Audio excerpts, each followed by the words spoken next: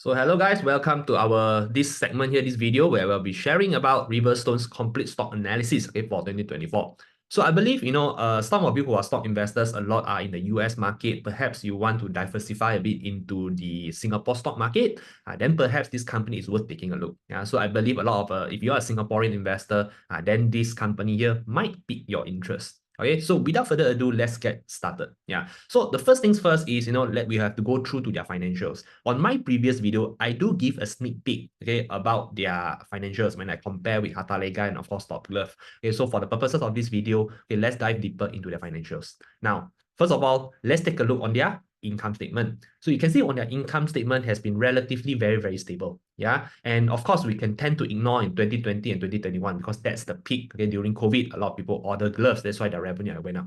But you see, nonetheless, okay, after the hype, despite that, the revenue normalizes and is actually recovering. Okay, up to this point. Yeah, so no problem, and there's no losses as opposed if we compare to other glove companies. But of course, the one thing I want to focus, okay, you guys to take a look is on their recent quarterly results. Can you see what's happening here? Okay, the first thing you need to take note is their margins. Yeah, so let me close this one first. Let me close this one. Yeah, so you can see clearly. Yeah, so you can see the margins has been dropping. Of course, ASP at that time was super high and then it normalizes. And then starting June 2023, you can see that Riverstone's margins, tend to improve. So what do they do? This is the one that intrigues me. Other companies have been struggling, but this company, their margins not only recovered, okay, but continue to improve quarter over quarter. And that is why you can see, right, their revenue, operating income, and net income has also been increasing. Okay, so let's dive deeper into the net income. This is the one that they are showing improvement. Starting from March 2023, you can see they have been improving already. 46.9 million, 59.3 million, 67.5, and then 72.2. So there are signs of recovery already in the industry that they are in. So in terms of the income statement, I have no problems with it. Okay, I have no problem because there are signs of improvement. Now, let's go through the balance sheet. Solid. Okay, I have nothing else to say because they are really very strong. Total assets as of now is 1.9 billion. Their cash alone is already 947 million. And their liabilities total is 157. So their cash is way more than enough to cover their total liabilities. If I decided to clear off everything, they can still survive, no issue. And that is why you can see their current ratio is 12.3 times. Okay, and their cash ratio is 9.7 times. So it's very solid. I have no complaints about it. Yeah. Then let's go through to their cash flow. Yeah, our company, every time we like to go take a look at their cash flow, do they generate cash, okay, from the business?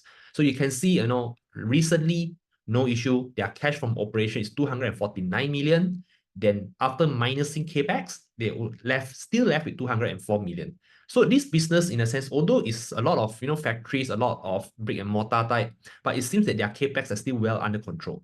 Yeah, they only need to spend 45 million for the last 12 months. So that means they generated the cash from the business 249. They only need to minus off 45 million, and they still have 200 million cash for them to use. So in terms of cash generation capabilities, this company is still fantastic. I have no complaints with it. Yeah. So in terms of financials, I think it passes our criteria. So after that, once we look at their financials, we decided that this company is good, it's safe to invest. Then what's next is to understand the business. Yeah. So let's go through right now. So for Riverstone, it's very simple to understand. So this is one of the companies that, is very simple, no drama, and everyone understands what they do. So Riverstone specializes in both healthcare and clean room gloves. What differentiates Riverstone is the fact that they have these clean room gloves here. So clean room gloves, what is it about? So clean room gloves is this. So let me go back up to explain to you guys the industry terms. So clean room gloves are, of course, gloves that used in clean room. So what is a clean room? Clean room is a space where it's literally very clean, there's no contamination, and it's a very controlled environment. Why? Because these rooms are being used, okay, in a lot of pharmaceutical products, and especially semiconductors. Okay, so this is clean room. So, and because of this, okay, the clean room gloves are very specialized gloves that are being used, okay, so that they are very clean, they have a very high level of cleanliness, and there is literally no contamination at all, because they need to be very careful because they are handling semiconductor chips. It's very sensitive. All right. So, and that's why companies in both the pharmaceutical and high-end electronics or even semiconductors, they need to use these specialized gloves. And this is where Riverstone shines. Yeah, this is where Riverstone shines. So now back to their business. Okay, preliminary study. Okay, let's go back to their business. So now that you know, Riverstone is not just a glove company. They are involved in healthcare. They are also involved in making clean room. And that is why directly, they are involved in the glove industry. But indirectly, they are also involved in semiconductor industries. So semiconductor industries, if they recover, they will also benefit from it. Yeah. So basically, this is a very simple business that you all need to understand about Riverstone. Yeah, and their differentiation from other glove companies. Yeah. So what else you guys need to know? Okay. So after that, as I go along, I read along the annual reports. These are the vital information that we get to dig up. So who are their customers? So these are the customers that they serve. Number one, electronics. Number two, pharmaceutical, and also healthcare industries. So when it comes to electronics, who are their customers? They are actually major manufacturers in both the hard disk drive, LCD, semiconductor, and consumer electronic products. So now you know their customers are manufacturers in the hard disk drive. So that means they are also indirect beneficiary in what? In data centers. For data centers, they need hard disk drives. Yeah. Semiconductor, the chips, consumer electronic products, handphone, laptops, computers, these are their customers. So it's a very unique position, okay, for Riverstone, not only in the glove, but also in the semiconductor industry. So when we look at their revenue segment, that means we want to know, yes, you earn the revenue. So where do you earn from? So it seems that all of the gloves, majority of the gloves they make are made from nitrile gloves. And not only that, the revenue that they make, I'm very happy to see that it's very well diversified. Okay, you can see the top three one. The top three is Southeast Asia, the green color here, 31.3%. The second one is actually US, in the US market, 22.4%. And third is actually Europe, 19.8%. So they are quite well diversified, no issue. Yeah, so very, very good. Then next, what you guys need to know. Okay, that this company, their operations are mainly in Malaysia. Yeah, so you can see this is actually their HQ. And a lot of their factories, are actually in Taiping and Bukit Bintang. Yeah, and they have one in China and one in Thailand. All right. So this is overall, okay, about their business that we can dig up from the annual reports. Okay, of course, that's not enough, okay, for us to know further. So that's why what the BIA team did, all right, in this research journal is we go and read the AGM Q&A session. So you see, in the BIA, why we research companies, why we have this research journal is to document all our research. Okay, document what we know so that, we understand the company better. So if there's any price drop, for example, in the future or what, we won't get panicked because we know our company very well. Whether the company, will directly affect the company or not, we can make a very independent and rational decision. So that's why we have this research journal. So let's say, for example, you want to dig further information. Okay, we want to understand the Q&A session, for example, here. So we click here. Of course, I won't go through all of the AGM Q&A session. I've already gone through everything for you guys for the past 5 years, to be honest. Okay, I already picked all the important ones here and I summarize it to you guys. Yeah, so this is the summary. Now, so what is their competitive advantage? So whenever we research a company, we want to know, hey, why this company, is, better than other glove companies. So as I read along, there's actually indeed, okay, a few differentiator, okay, that makes them perform better than, Hartalega and Top Glove, for example. Okay, so of course, I want to say this first. Riverstone doesn't really have a strong moat yet, okay, or advantage, a very clear advantage over other glove manufacturers, but it's actually still enough to offer some protection from any market cycles or ASP volatility. And that is why you can see, if I compare to the margin just now, I show you why other glove companies, they are suffering from losses still, although some are improving, but yet Riverstone's margin is still at 30-20% high, and they never experienced any losses before. Why is that? This is the answer here. So this is the thing. Take note. Riverstone actually has an advantage, and they focuses a lot on high-end clean room glove products. And this is why they are very insulated from competition, because these clean room gloves are actually very niche and it's a very high barrier of entry. And because of this, right, they differentiate themselves. They don't compete directly with China manufacturers. That means they are not so vulnerable on the ASP price. They focus on clean room, and not only that, they highly focus on customization.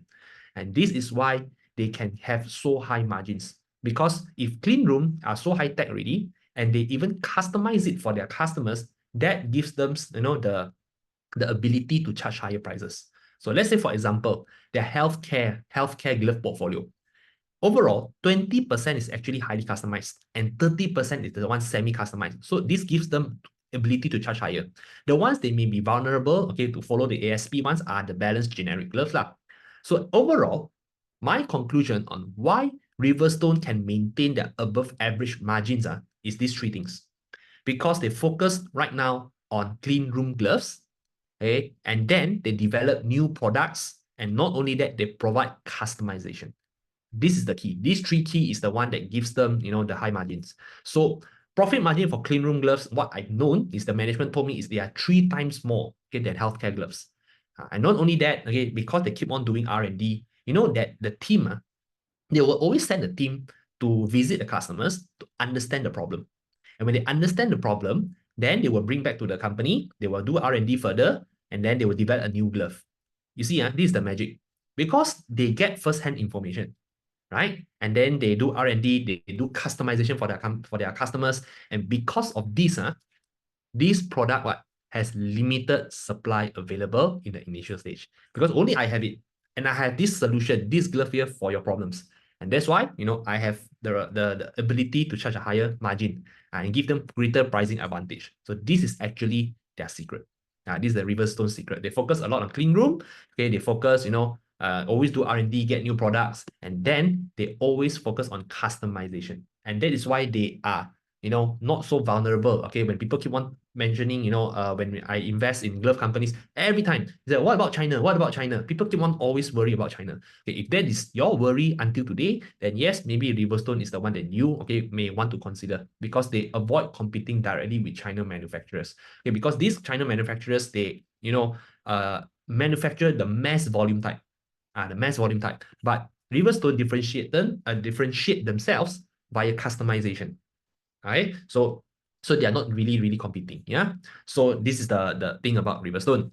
So revenue segment, previously in 2020, if you look at their the financials, now let's look at the margins. Okay, let's look at the margins here. So let me show you guys first. Okay, the margins. So can you see why? Okay, over here, starting, the margins start to increase. Why is that? So I finally found the answer. It's actually because last time, Riverstone's, the total revenue contribution, the clean room gloves, all right, is around, 26% only, the clean room ones. The healthcare contributes 74%. Then the company, decided to diversify, decided to focus more on clean room gloves already. So that's why until today, all right, 2024, clean room gloves already contributed close to 45% of the total revenue. And healthcare gloves contributed 55% of the total revenue now. And that is why the margins, you can see, why is it increased? It's because it's mainly being contributed by the clean room glove already. As I mentioned just now, the clean room glove, the margins are way higher than the healthcare gloves. Yeah, so now it's like 50-50. So they are already involved, both direct beneficiary from the recovery from the glove industry, and of course in healthcare glove industry, and also the clean room glove, which is indirect beneficiary from the semiconductor. Yeah. Okay, what's next you guys need to know? Competitors. All right. Now, this is just a preliminary study. Okay, as we continue to follow this company, hopefully we'll get new information. But until today, after I read everything, yeah, we actually found out that Riverstone, don't really have a very tight competition, because the management said in 2021, the company is not aware of any head-to-head competition at this moment. Right? They of course didn't reveal who are the competitors. What I read, they only tell us there are 2 multinational corporations and some Japanese distributors. And of course, Kosan for Malaysia is an obvious competitor. They produce clean room gloves. But Kosan's clean room gloves is a very small percentage of their total revenue. Okay.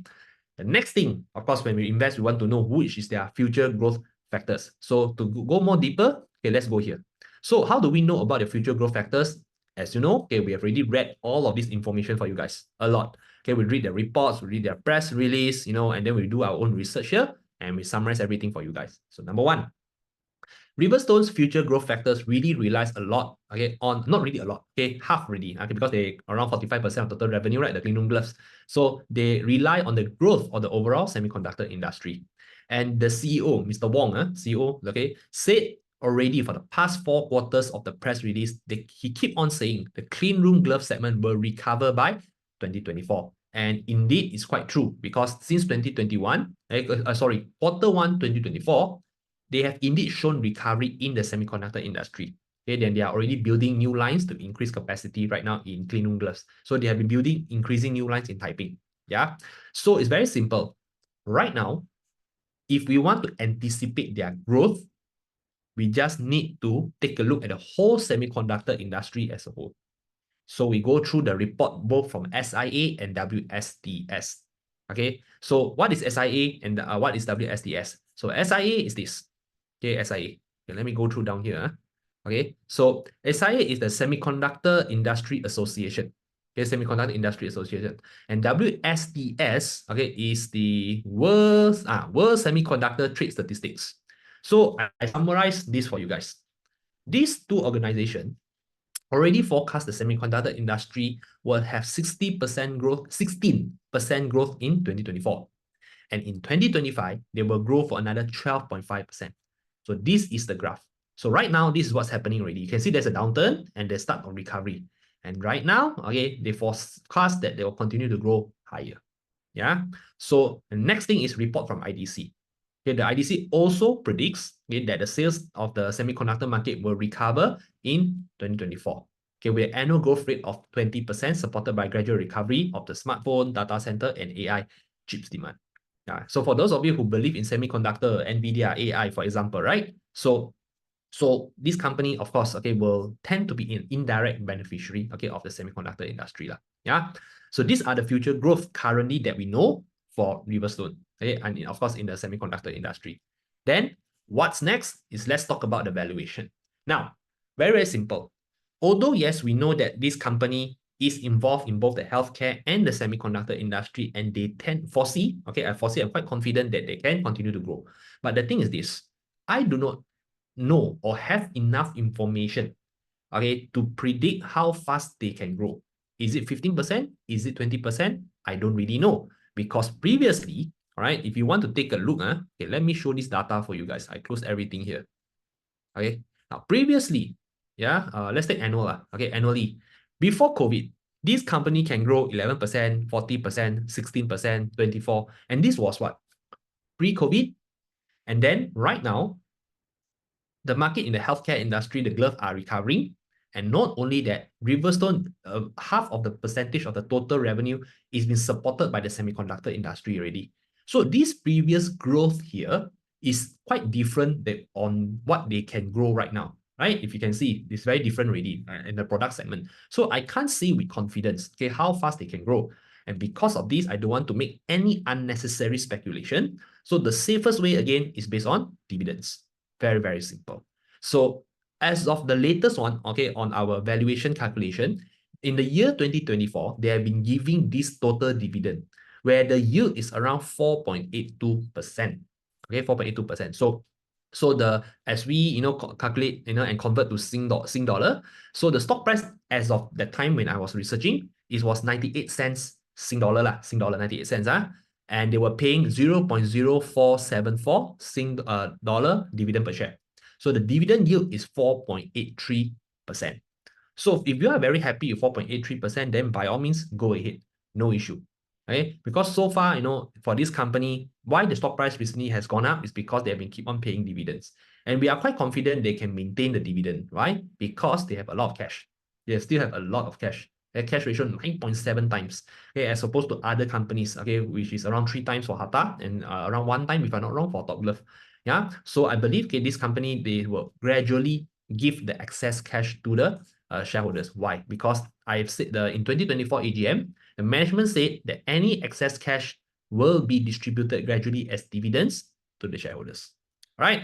So I hope that this short video about Riverstone, okay, will help you, get the necessary information you need and help you make your own investment decision, okay, in a fair and logical manner. So again, if you guys like this kind of video, do consider follow, okay, and subscribe because there will be more videos sharing on other companies also. All right. So thank you, everyone.